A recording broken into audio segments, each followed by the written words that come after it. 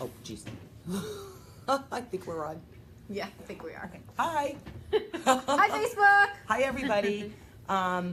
So, as you all saw on the event that I sent out, the event invite that I sent out yesterday, I'm here today with the fabulous Francine Garland-Stark and Regina Rooney. Regina, get in the picture here. Come over here. Come over here with me, honey. Sorry. Yeah. Sorry. And we're here today to address the myths about domestic violence. Regina is the Communications and Education Director for the Maine Coalition to End Domestic Violence, and Francine Garland-Stark is the illustrious Executive Director and also the latest recipient of the Daughters of Change Pendant Award, which I'm going to be giving her shortly, for all of the work that she's doing around domestic violence in the state of Maine and actually beyond that. And so today, one of the things that we want to talk about are all of the myths around domestic violence. Couple of things. First of all, February is Teen Dating Violence Awareness and Prevention Month, correct? Did I get that right? You did. You got the whole long name. Okay, That's yeah. so true. So it's an appropriate time to be doing this. So I'm not going to be doing much of the talking. I just want to sort of set this up as part of the Take Action Maine campaign that I've been working on, and I think many of you have seen the videos. There's a lot that I've learned about domestic violence and the myths, and a lot of things that people have been asking me, and I realize that they're myths, but I can't explain them as well as the two of them. So with that being said, I want to turn over to Francine and to Regina, and also if you do have questions and you type them up here, I think I can see them. So we've got Rick, Delaware's here. Oh, Rebecca's here. Yeah, and we've got Rebecca here. So if you do have questions as we're going along, type them. I'll do my best to moderate. I don't have my glasses on, but if we don't answer them now, I promise I'll get back to you on the feed with it. So with that being said, ladies. Here we are. Yeah. Well, this is fun. One of the things that I'm often asked about the issue of domestic abuse and violence in terms of misunderstandings, which is really what I like to think about the myths, are sort of because there aren't a lot of, it's like this is the truth or that is the truth, because the experience of domestic abuse and violence is varied according to the people who have it.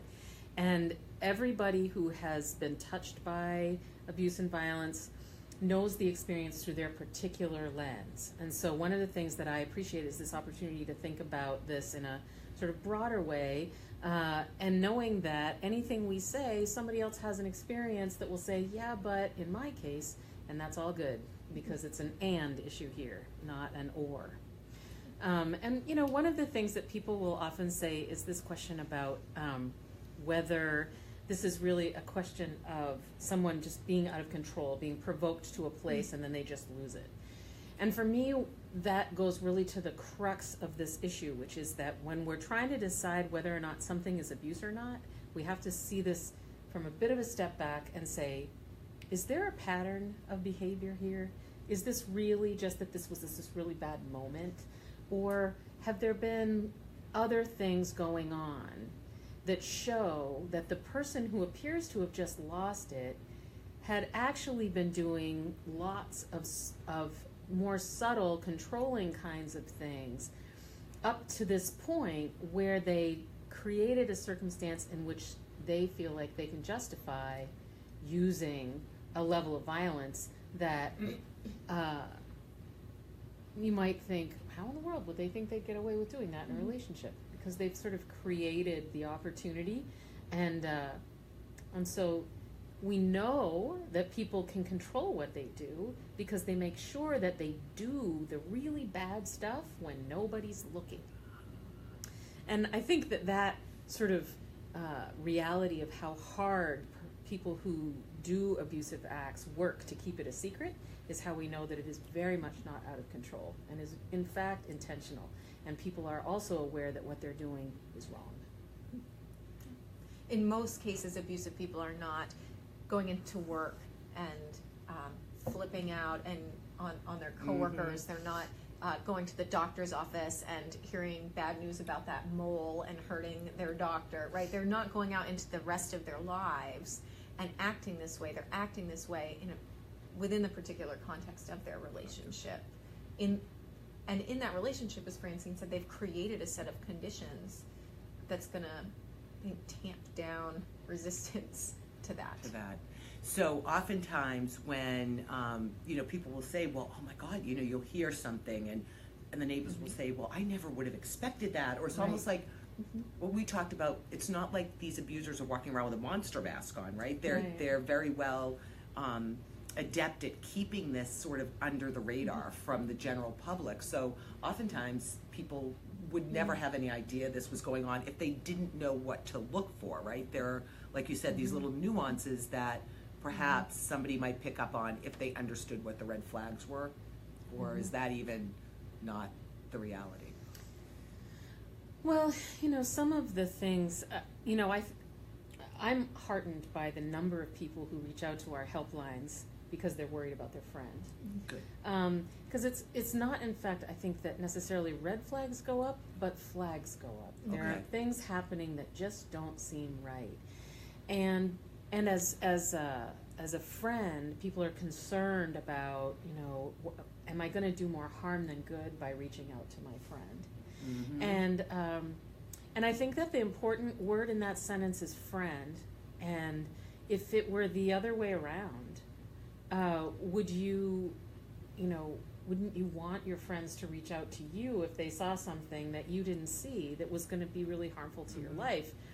I remember one time a survivor came up to me and she said, the thing, I wasn't all that angry really until I had left my partner, and then I had all these coworkers and all these friends came up to me and said, oh my goodness, I was just really waiting for the day when you were finally going to leave. And she's like, what? I thought nobody knew. I thought nobody would believe me. I thought that what was happening to me was something that nobody would believe because he had all the respect and he had all the friends and he had all the reputation.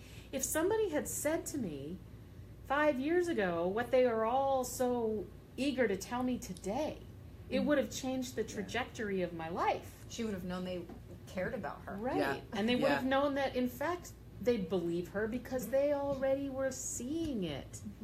And so with one of the things that I just, within the context of this conversation about, people seeing things and noticing something but not quite knowing if they should say something. So I know one of the myths we've been busting with the Take Action Maine campaign is about the helplines and how they can be used. So just briefly to talk about the fact that if you are seeing something and you're not in the situation, what would you say about that for somebody that's suspecting and the helpline? I would say anyone who's worried about someone in their lives can call the helpline. It's there 24 hours a day, 7 days a week, 365 days a year. I think a lot of people, so if you're worried about your friend, your sibling, your parent, your coworker, a student in your class, you're a social worker, and you're worried about a client that you're working with and you're not really sure. The great thing about our helpline is you can call. You don't have to give us all your information. You don't have to give us all their identifying information. You can call and just go through the circumstance that are happening for a person that you're worried about. And so I think a lot of people are concerned that they're going to set something in motion for that person in their life if they call us. That's really not true. That's not true. It's confidential, and you don't even have to tell us your friend's name, right? So there's really no way that, so I think that's a concern that people have. Another concern that I've heard sort of friends and family have is this idea that, oh gosh, but we know that line is for emergencies and we don't want to take up your line because it's for emergencies, right? The fact is, it's a good day for us if we're helping somebody support someone through what they're going through, if we're helping create a safety net of support around somebody, that is a good day. That is an ideal use of our helpline, right? Right? If somebody's in a dire emergency, we hope they call 911, like in sort of terms of like real physical danger, right? We want somebody to call 911. And so if somebody's calling our helpline, that's a great use of that time. That's what it's there for. It's what it's there for. That's what it's there for. So the same as if somebody is in a relationship, maybe it hasn't become physical yet, but they're uncomfortable perhaps in that relationship, and their things are just not feeling right. I think, Francine, is how you touched upon it, like it's these little things. So that's also a good time for somebody that might be in an abusive relationship to call as well. Absolutely. I mean, I think that, you know, one of the things that abusive partners do so well is that they always couple their abusive behavior with justifications for it, and also they're trying to make you as the victim of their abuse see the world through their eyes, and to share their perspective, and to share their excuse making, and so it can be really easy to lose your perspective.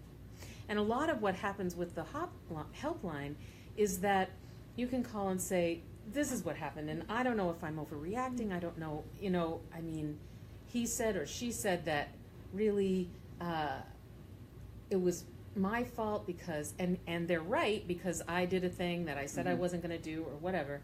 And so having a conversation with a person on the helpline is a way of just reframing and getting some perspective and talking to somebody who has talked to other people, mostly just in order to get some good listening, some good deep listening, so that you can think about what's going on and make your own decisions. We don't make any decisions for anybody. We don't tell people what they ought to do. We help people explore what they might be able to do and help them explore what's happening and name it in ways that is helpful to them, so that they can move along in their path and hope to add to their ability to do that in a way that is affirming of themselves and safe for them in the steps they're taking forward. Okay, so I will, later on the feed, because you'll be able to come back and look at the video, I will make sure that the main state helpline number is up there, and I'll also put the national helpline number up there for anybody that may be watching outside of the state of Maine, because that would really be the same no matter where you are, right? Yeah, absolutely. So here's a big question that I get, and I know we have a whole list, and then but I get so many people that will say, well, that happened because of alcohol. These people are beating their partners because they drink. So, ladies, can you please bust that myth for me, because that's one that I hear a lot. I'll tell you two things right off the bat. One is, this is not about the beatings. This is about the controlling behavior. And and that is probably one of the most important things to communicate to people, is that the definition of abuse is not physical violence. It's a pattern of coercive controlling behavior, and it may include physical violence. But it always has the impact of a person feeling afraid to be their authentic self. And that there are plenty of people with substance use disorders, people who drink a lot, people who use various kinds of drugs inappropriately, who are not abusive to the people in their lives. Their abuse is really directed to themselves. Right. And there certainly are plenty of people across the gender spectrum who have issues with substance use disorders. But we're seeing, when we're looking at the issues of domestic abuse and violence, a profoundly male-driven behavior. The majority of people committing this kind of violence, it's a gendered problem. If this were an alcohol problem, then we would be seeing a proportionate amount of profoundly violent acts across the gender spectrum, and we don't. And Good we also point. know that there are plenty of people who just really hope, gosh, once my partner gets sober, things are going to be better. And that in fact, they get sober and things don't get better, because how your issues around issues of addiction are really separate from how you think about other people and who is worthy of respect and who you feel obligated to treat with respect and dignity. That is not influenced by your substance abuse. Your small motor control is affected by that. Right. I think we also see abusive people using substances as a tool of abuse in terms of getting their partners to be using substances. Wow. Oh, wow. Right? Yeah, So we see we a see lot that of a lot. abusive people who engage their partners in perhaps trafficking drugs, or get them hooked on a substance, or use their history of substance abuse, even if they're clean now, against them, or keep them from getting treatment to get clean. And all of those are things that an abuser will use to trap that person. All of those are things that an abuser will use to say, no one's going to believe you. You're crazy and you're high all the time. Or I'm gonna tell Child Protective Services that you were high, and so that's that you're going to lose the children. So abusers are actually using substances, I think, in a lot of ways that are not the ways that myth is talking assuming. about. Yeah, exactly. Right? In fact, they're using it to further the trap against their victim. Against their victim. Wow. What are some of the biggest myths that the two of you run across on a day-to-day basis? Well, the idea that you can leave an abuser. I mean, by its very definition, a person who is committing domestic abuse and violence has as their goal to have control over the victim's life, their decision making, where they go, and if you haven't been near abuse, you think, well, that's ridiculous. That just doesn't make any sense to me. But in fact, people who are abusive to their partners, that is a place in which they feel very powerful. Whatever else is going on in their world, this is a place they feel very powerful because they are able to make that person be afraid of them. And they'll continue to do whatever they need to do to keep that person in this place of obedience and constantly paying attention in order to comply with whatever demands, small or large, that the abuser is putting out there. And so whether you are living in a house with that person or you said, no, I'm not going to live with you anymore, I'm going to go get my own apartment, I'm going to move to the next state, as long as that abuser believes that they want to continue to keep that victim in their sights, they will do it. Okay. They will stalk you online, they will come to your workplace, they will call you, they will find you, they will find ways to get to you. They'll use the court system. They will use the court system. They will use anything they can as long as they have decided that you're the one that they're determined to control. And we have got to stop asking the question about why victims don't just leave and then always say, why does this abuser keep doing this? Why do they keep doing this? Is this what makes them happy? Because clearly this makes no sense and they need to stop. They need to leave that person alone. Yeah. That is the question we have to pursue. Yeah. Why don't they leave this person alone? Why can't they just let them have peace? Yeah, yeah, exactly.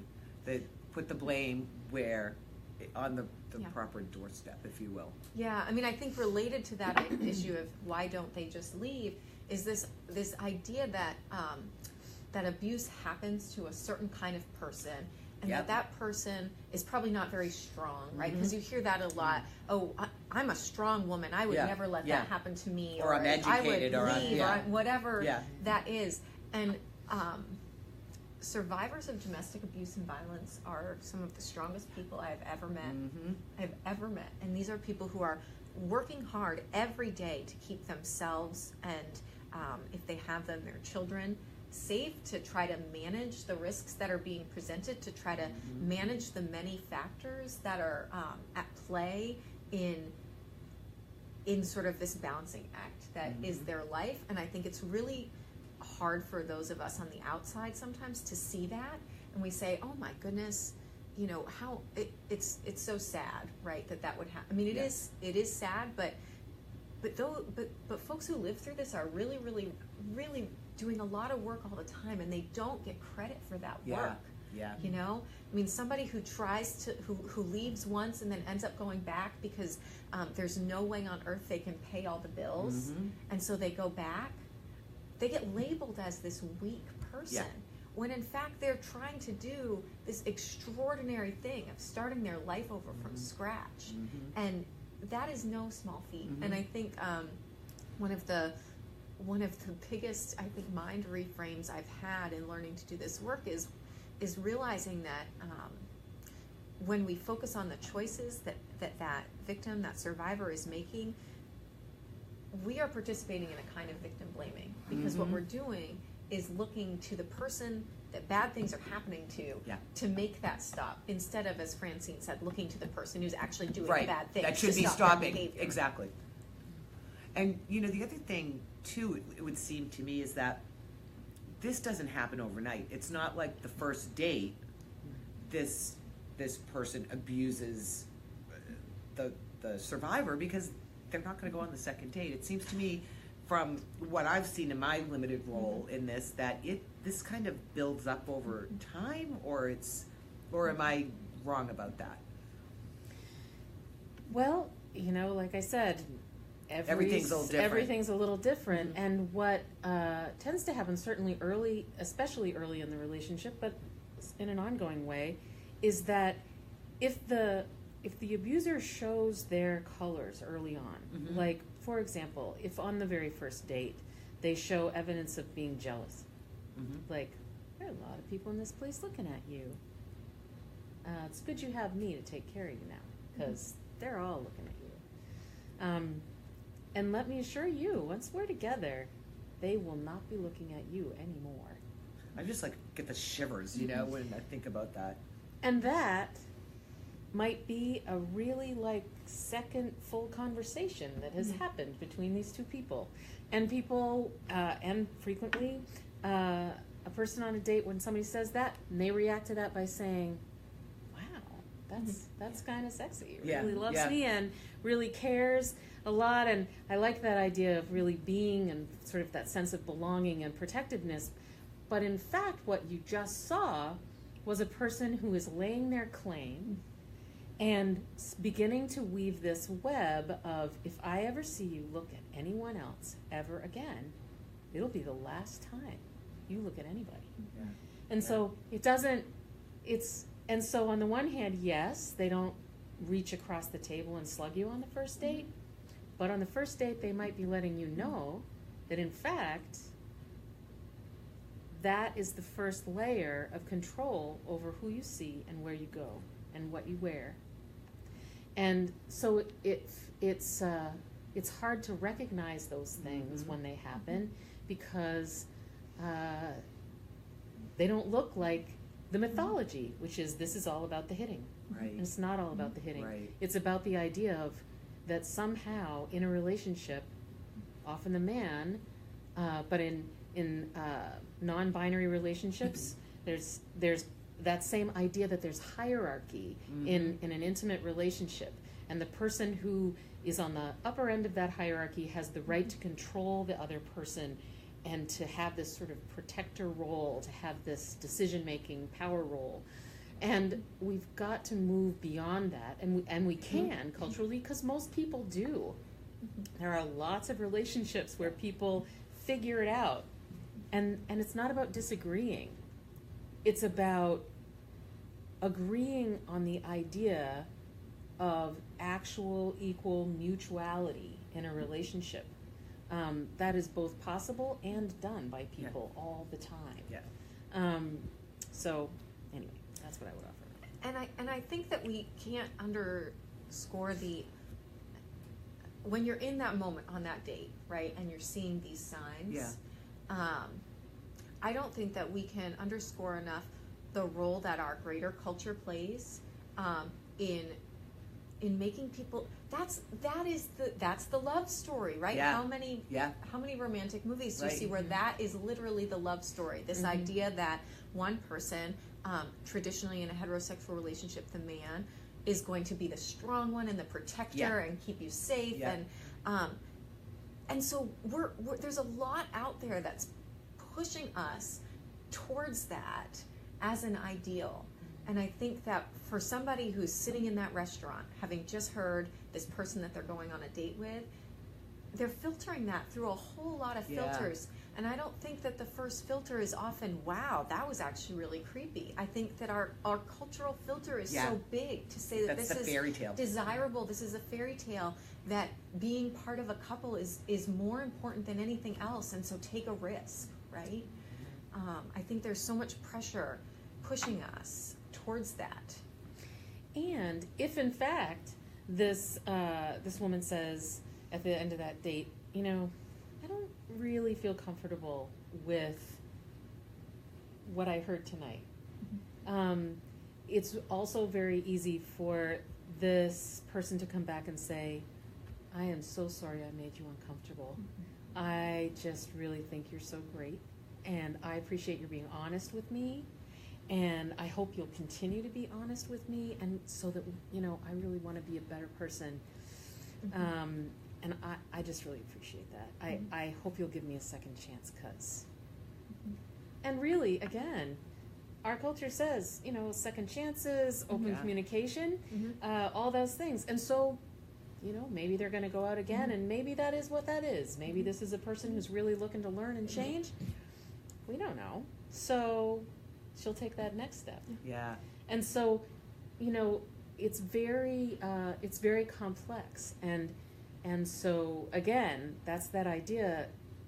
All of it to me is so puzzling, though, because there's this whole incredible narrative around how women need to have better filters, date better people, walk away early, all of these things. But there is not a similar list for men need to show respect for women in these ways. And imagine that novel, huh? And in any relationship, there needs to be mutuality. And if you do something to really hurt somebody, then your job is to name it, to try to repair the harm that you've done in really profound ways, to really look at yourself, make changes. We don't have that list going on profoundly. We only have the list about what women are supposed to do to get safe from what is apparently an inevitable use of abuse and violence on the part of men. And I just think that's both insulting to men, because men are not profoundly controlling and abusive for the most part. Really, most people don't do that. At least I think most people don't do that. We know that a lot do that, and we want to change that. But we can't assume that somehow that is the norm from which women have the job to protect themselves. I have a lot of hope about cultural change, because we have changed so much culturally, globally. There are many things that used to be true that are no longer true. Things that were okay that are no longer okay. And so this is one of those things we can make no longer okay. The idea that somehow in any intimate relationship there is a hierarchy, and one of those people has the right to control the other person in profoundly deep and destructive ways. So that's the whole kind of boys will be boys. Right. I hate that saying. Like I want to just get rid of that, right? Yeah. So what else? I mean, where you're doing this, I mean, you guys are in the trenches. You ladies are in the trenches. You are, you know, doing this. You're fighting the good fight every day. So there must be a lot of other things that you hear that maybe aren't as cut and dried as, oh, it's the alcohol. Maybe it's a little more profound, or it's around roles. But what are you finding that you'd really like to say? You know, it's just not the way it is. You know, I remember when I used to take a lot of helpline calls, talking to so many of those friends and family callers who would call and say, you know what, I'm just at the end of my rope. My sister's left 4 times now, and I'm done. She's come here, and then she's gone back, and I'm done. I'm not going to be, I don't know how to support her anymore. Apparently she likes this. I don't know what's going on with her, what's wrong in her head. And so I would like to encourage people to say, A, that makes sense. It's really hard when you're worried about somebody in your life who's making choices that might not make sense to you. I want to acknowledge that that's really hard, but to also say, my goodness, in 2 months might be when she's really ready. And I've talked to so many other people on different helpline calls who've said, you know, I've burned all my bridges with my family and friends.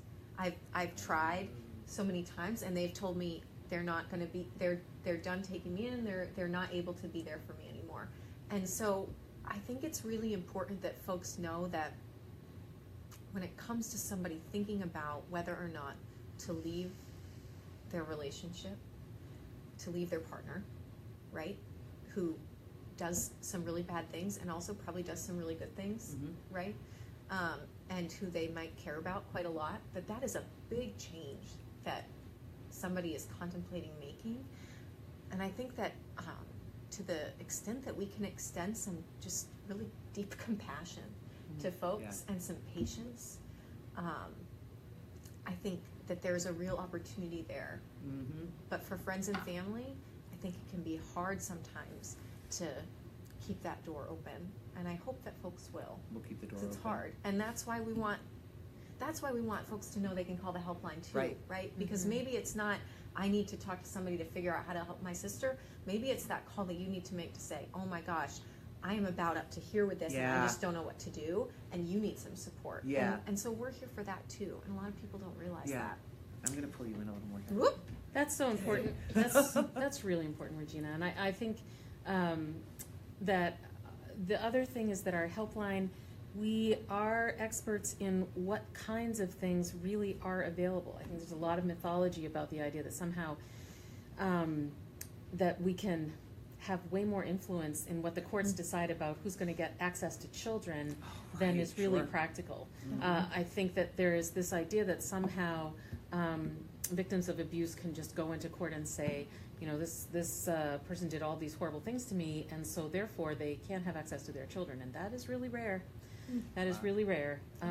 Our laws really do favor the idea of having equal access by both parents, and it takes a lot of work to really reduce the amount of access that a parent has to children, even if they have committed acts of violence in front of those children, even sometimes to those children. And so the many calculuses that that a victim of abuse is making is what's really going to be safest for my children, and getting divorced or leaving and having parental rights determined is not necessarily going to advance the safety in a regular basis, because those kids are going to spend time alone with this person, and that is a really hard thing to contemplate. So people make some very difficult ways, some very difficult choices. I think probably the hardest part of all of this is the idea that people who are abusive are also good people. Nobody is one-dimensional. We are all multidimensional. And we all have the capacity to be our best person, and we all have the capacity to be our worst person. And in an intimate relationship, in fact, what intimacy means is that we intimately appreciate the complexity of the person that we're with. Right. And the longer we're with them, the more we understand that. And so it's very... one of the things that breaks my heart the most is when I hear people say, I just don't understand why she continues to forgive him and go back and reconcile, when in fact what she's doing is appreciating the complexity of this person, staying attached to the good things about who this person is, and trying to figure out what in the world can happen to make the abuse stop, so that the relationship, which started out in a way that was promising, might continue to be promising, especially if there are children. And so I want us to keep working at how we help change the idea of how you treat people in intimate relationships, and what are the right kinds of interventions to help people become their best person. Because I think we're really never going to convince half of the human race to just give up all hope that the other half is going to step up and be able to be respectful. Can I ask, Francine, because you mentioned children, and there are some myths about children, right? Little boys who grow up and they see their dad abusing their mom, or little girls, they're going to grow up to be abusive people, and little girls who grow up in that house are going to grow up to be victims, and it's this inevitable thing. Can you talk about that? Yes, and I think, again, I remember one day, it was in the early 90s, I was doing a talk for a Rotary Club that was profoundly men. There were maybe 4 women in the room, and there were about 80 men in the middle of Maine. And I asked them, I said, how many of you grew up in a household where you either witnessed abusive behavior or were yourselves victim of abusive behavior, but have led your life choosing not to act that way. 3/4 of the hands in the room went up. Wow. 3/4. Wow. I was shocked by the number. And when I finished my talk that day and people were going past me and I was saying goodbye, people said, "Thank you for asking that question. No one has ever asked me that question before." Yeah. And that was a day of change for me, because I said, you know what? We're so focused on this idea that when a young boy sees his father abusing his mother, that he only identifies with the power that gives his father. And we forget that, in fact, this has also sown the seeds of profound empathy for the impact of that behavior on his mother.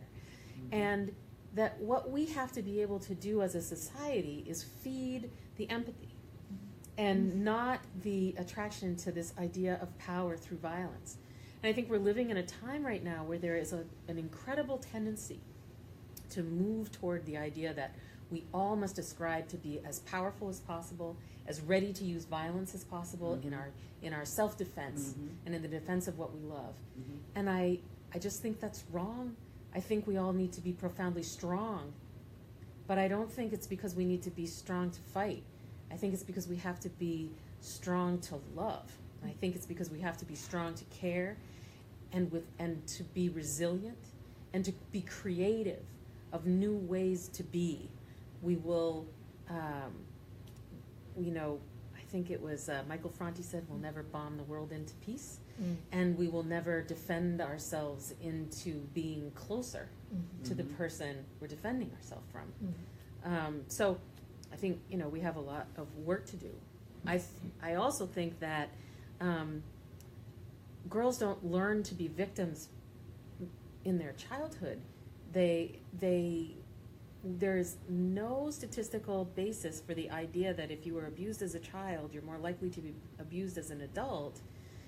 But in fact, the truly scary thing for us to understand is that all of us, men and women across the gender spectrum, could be victims of abuse and violence. Sure. If a person decided that we were their target, they will find a way to put us in a place where we are trapped. We are emotionally trapped. We are physically trapped. Whatever kind of trap they can weave around us because of the tools available to them. And then we're going to have to figure out our way to escape from that. And it's not something that people attract to themselves. It's something that is woven around them. Yeah, that's so well said. And what about the fact that, I also have had a lot of people saying that they feel that this only happens like in lower income situations, or like this doesn't happen in we'll have certain sort of socioeconomic structures, or people are uneducated or they are educated, and that just is a mind bend to me too when I hear that. It's just not true. It's just not true, it's simply right? not. I think what can differ is the rest of the circumstances of the trap that are around them. What are the tools that abuser maybe has to hand to use against them? That can look really different for a poor trans man who's being victimized by their partner versus a really affluent white sort of suburban housewife. There's two different sets of tools that abuser can use against that person. But it happens. It happens. Everywhere, right? I mean, seriously, just email us, info@mcdv.org. I will send you a book. Thank you. It's like Thank you. It's just don't even. You just Google it. I mean, there are or so just many listen stories. to the news. Or just listen to the news. There you go. And then there's that. Easy Yes. So I think that people just need to open up to what's around them, because so many people are telling their stories right now, and there are people of every sort of socioeconomic background and race and all sorts of identities. Yeah. So, and every political spectrum too. So this to me is like one of those things. This is a bipartisan issue. This affects everybody. So I would hope that everybody could come around that, you know, individually, as a government, as a country, as a world. It's just, there's really no place for this. And it's, when you think about how, you know, how often it happens, it's really, it's kind of staggering to think that, you know, where we think we've come so far, and we have made strides, I would say, right? We're talking about it now, right? It's not just absolutely. like, so this is, so there have been, this is hopeful, not, you know, not dismal, but it's still happening. And I mean, you've often said to me that as much as you all love your jobs, you'd be happy not to have to do this work, because that would mean there was no more domestic violence, right? Run a bookstore. It'd be Yeah. great. Yeah. I think that one of the things that happens is, as more people, as we change our culture and more people feel like they can come forward and or do come forward, not maybe because they feel like they can, but they feel like they must, or they, whatever that is, those stories become more public. More people reach out for help. So our service numbers go up. More people are coming into sort of a network of support. And sometimes people think that's a bad thing. People think that's a sign of bad things. They think, oh my gosh, how this is so prevalent. This is horrible. Right. The fact that more folks are accessing help, the fact that more folks are feeling like they're able to name what had happened to them in a public way, if they want to. I don't think people should have to name what has happened to them in a public way if they don't want to. But that people feel like they can do that, those are actually signs of hopeful change that we need to foster. Yeah. And really cut us some slack. We've only been at this for 40 years or so. Yeah. And there have been profound changes in that period of time, but that is like a less than a blip in the course of history. And so if we can move as fast and as far as we have in these 40 years, then I have a lot of hope for where we'll be in the next 40 years. If that is our goal, if our goal is to have less abuse and violence, we can. Yes. Amen. Amen to that. Does anybody have any questions? I'm looking here. I can see, you know, so I have to apologize if anybody's asking questions and I'm not seeing it, because I'm doing this on my iPad. That's the second time my iPad. I can see people on, and I can see that you're watching. So I'm going to come over here and I'm going to press something. Uh-oh. Hold on. I'm afraid now. She's pressing. You guys might have crowns on your head. I'm just going to press this little comment box to see if anybody's saying anything. Yeah. Oh, okay, stop. Okay, I won't press that anymore. Okay, so I'm not pressing any more buttons. Okay, I really am trying if you have questions. So if you have them, you can type them and I will try to see them. If I don't see them and you have questions, I promise you that I will see them afterwards in the feed, and I will make sure that they get answered by the experts. I won't make up any answers, I promise. I'll make sure that you're getting the real deal. Participate fully. Yeah, exactly. So ladies, if there was anything that you could let the public know, just, you know, what are your kind of top one or two things that you would just like to put out there? It can be about anything. Well, I mean, around you. You can talk about anything. Being kind is not hard. Being kind is not difficult. Most of us do it every day without a great deal of effort. And we can expect that, and we should expect that of the people in our intimate relationships. And I think that it just takes all of us to say, you know, enough already. We should treat each other well, and if in this whole world full of discord and struggles, what feels powerful is how powerfully we can build a warm and loving place here in our home. Yeah, beautiful, beautiful. I wish that, I guess I would say that people who are experiencing domestic abuse and violence experience that in the context of their whole lives. And I think sometimes people who are looking for solutions tend to think about the abuse and violence is the thing happening over here to you. And that's what's happening. And we're going to look at that. And the fact is that people who are experiencing abuse are doing that in amidst their duties of child rearing and their latest health scare and caring for their aging parents and going through unemployment, or exciting things like transitioning to a great new job or moving to a different state because they want to. I mean, people are experiencing this in the context of their full lives. I don't think that it's possible to simply separate out the abuse and violence and sort of pluck it out of people's lives. If our goal is for people to be able to lead joyful and thriving and safe and happy lives, we have to look at that whole picture, I think. Right. Well said. Well, you know what? There is hope. There's hope, and there's positive change afoot, and we have daughters of change like Regina and Francine here on it, so we should all be very hopeful about that.